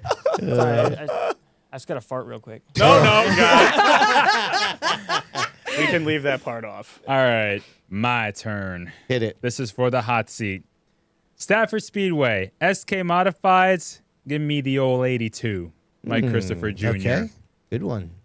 Speedbowl, SK Modifieds, the tenacious one, Todd Owen. Okay. Touring Series, Nima, Randy Cabral. Okay. Wild card, New England Super Modified Series. I also picked Jeffrey Battle. Mm-hmm. Okay. Last wild card, Stafford Late Models. I also picked, you call them 2 scoops. I stick to the live wire, Chris Meyer. Old school. Okay. There was some Diego inflection in there, right? I mean, I Don't compare me to Diego. No. I'm comparing. I could sense it right there. He was flipping his pencil, though. Pretty impressive today. Can't lie. Really? I didn't even notice. Yes. Can you do it again? He was going crazy. Wow. Yeah. I learned this in middle school. That It's is like incredible. Tommy Lee. He doesn't know who that is. I don't. Okay. That's the guy who made those jeans, right? Moving on. It's unbelievable. All right. Stafford late model, Michael Bennett. Okay. SK's Speedbowl, the Bulldog, Eric Burnt. Oh, yeah. Monaco Modifieds, down at the bowl, Jake the Jet Johnson. Chalk. Limited late model Stafford, wild card number 1. I'm going with Norm Root, number 3. All right. That's where he's been finishing this year. And then SK Light, 40 laps. I'm going with the Yukon car, back to back. That car's fast. That's a lot of laps. I'm sticking with the Inglace. Lock it in. All right. All right. Now, this is the first week of his ever popular handicap, is it not, for Stafford? What? Doesn't it fully take effect now after the 3 weeks? No, I think the handicap takes over after week 2. It just bases off the opener. I thought there was a different formula after that. No, I think the opener is plus minus, and then after that it's handicap. It's just handicapping from the first race. I'm pretty sure nobody cares what you guys are talking about.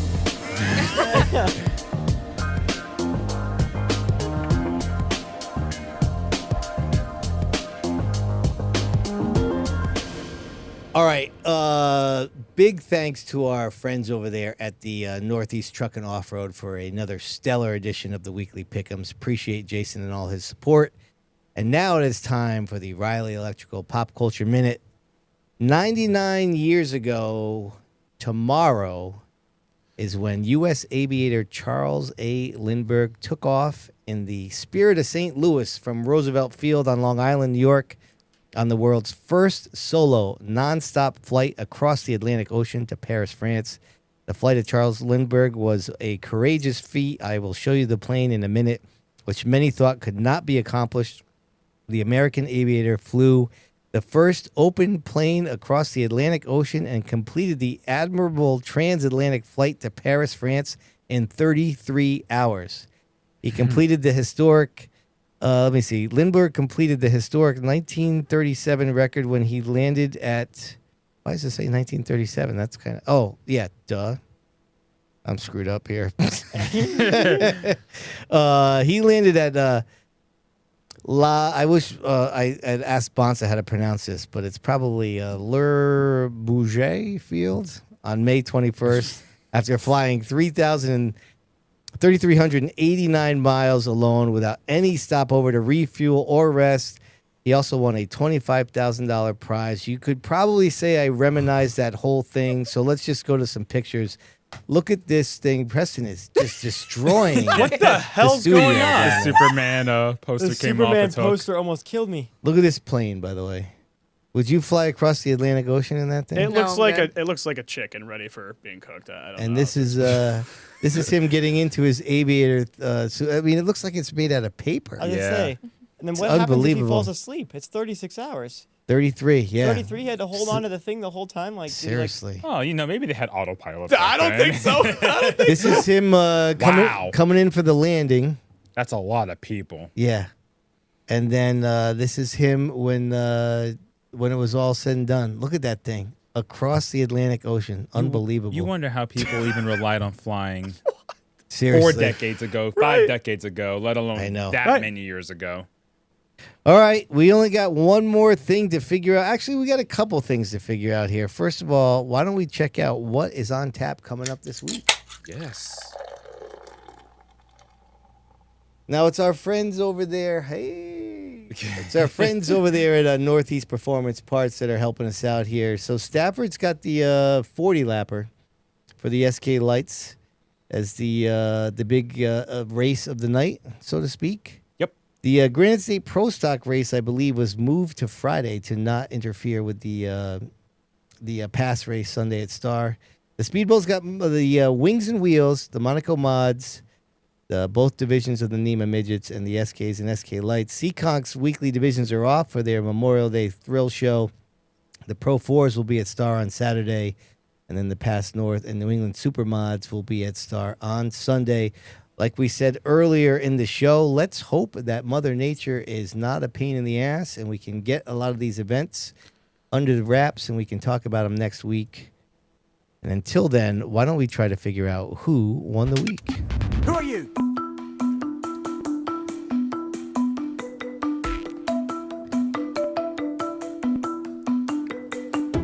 Brought to you by Skate. We say it right. Damn straight.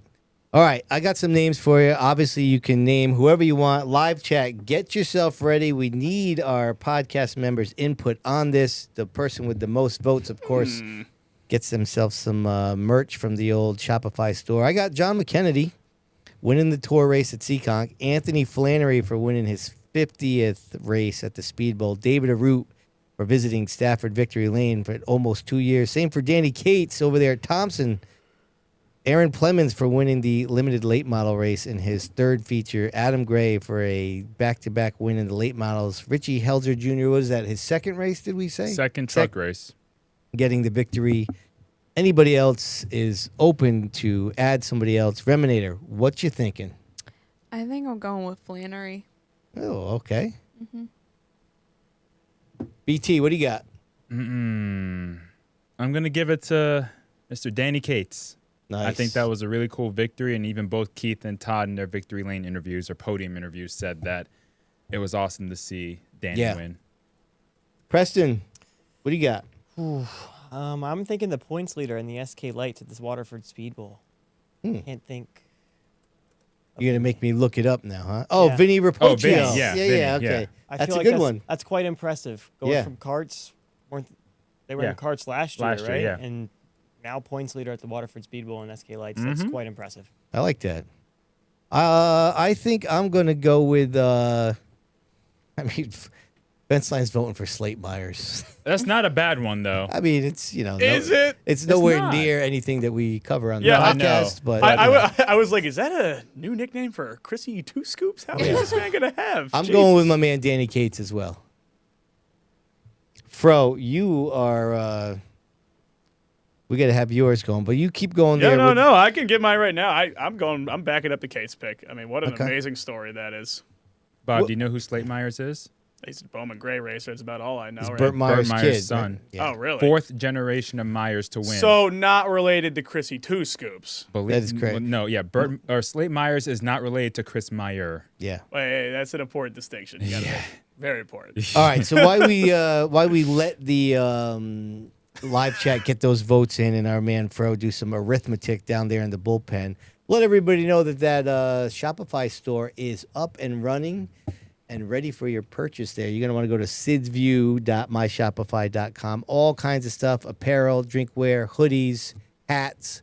We got all kinds of stuff there. Caricature, beer mugs. Get yourself a Remy beer mug there. Why don't you, right?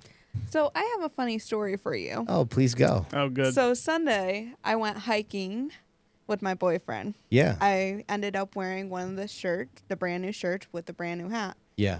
And he was like, "Are you just a walking billboard for Sid View podcast at this point?" And I was like, "Absolutely." That's my girl. Well done by you. And listen, whoever wins the week, of course, we're going to send them a $30 coupon code towards their next purchase at the store. So want to get on that? What are you saying there? Did you hear me burp through the mic, or did I conceal that well? You concealed it enough. Okay. Very good. I don't know. Well, yeah, maybe that's a stretch. All right, what do you got there, Fro? What do we got? So in studio, we got Flannery for one. Okay, hold on. I got to actually type his name out. Yep. Yep. Our man Vinny Rapocchio for one. And then Danny Cates in the deuce for 3. Well, if we're calling it here, and this week is a freaking blowout. Oh, is that right? Shall I read them off? Yeah, please do. With one vote a pop, we got Andy Pella, Slate Myers, not related to Chris Meyer, Anthony Flannery, Vinny Rapocchio, and the winner of this week by a disgustingly huge margin, Danny Cates with 6. Nice. Good job by him. Good for him. All right, we'll be in touch with our man Cates. We'll get him some merch, maybe. Listen, follow us on social. You know how we do it. Listen, when I was at Stafford, I had many people telling me that they needed to have me keep doing the trivia with these two youngins over here. Also enjoying our funny Fridays, whatever. BT, take us home. You got it. Want to thank Dale Hedquist Motorsports for the weekly update, Midday Site Development for the results ticker, Wildell Communications for the Nostalgia Nugget, Hoosier Tire East for the Stat Chat, Driver Development Program for the Did You Know, Serve Pro of Norwich for the Chalkboard Chatter, Water Whiz with the Stats Splash, Northeast Truck and Off-Road with the Weekly Pick'ems. Gotta swallow my spit. Ed Marceau Firewood Cleric for the Viewer Mail. Hold on a second. That's what she said. All right, go ahead. Moving on. Myers Creamery, JDL Motorsports, Home Mystic Real Estate, Busy Bees Learning Center, all for the point standings. Skate It LLC Property Management for Who Won the Week. Riley Electrical for the Pop Culture Minute. Northeast Performance Parts for the What's on Tap. Vault Productions for the Kick-Ass Studio. All of our podcast members for supporting our content each and every week. And to all of our viewers for tuning in every Tuesday night. We'll see you next time. I'd like to say a big thank you to Flow Racing, Stafford Speedway, Northeast Short Track Network, Kenny Curtila, Jake Sylvia, NASCAR, and FS1 for the videos tonight. Also a big thank you to Renee Dugas, Race Dog Photos, Fran Lawler, Howie Hodge, Tisha DiMaggio, Getty Images, and the morning call for the photos. That's how you do it, Rems. That's how you do it. All right, well done by you. And I want to give a big thanks to our man Preston Fort for coming back to the studio and doing the news for us. Appreciate you, buddy. Of course, thank you guys. I love getting that text and ask to come down here. It's always a great time. So thank you guys. My man. All right, everybody, listen, like we said all show long, let's pray that Mother Nature is not a jerk off this week, and we're talking Razor next week. We'll see you then next Tuesday, 7 o'clock.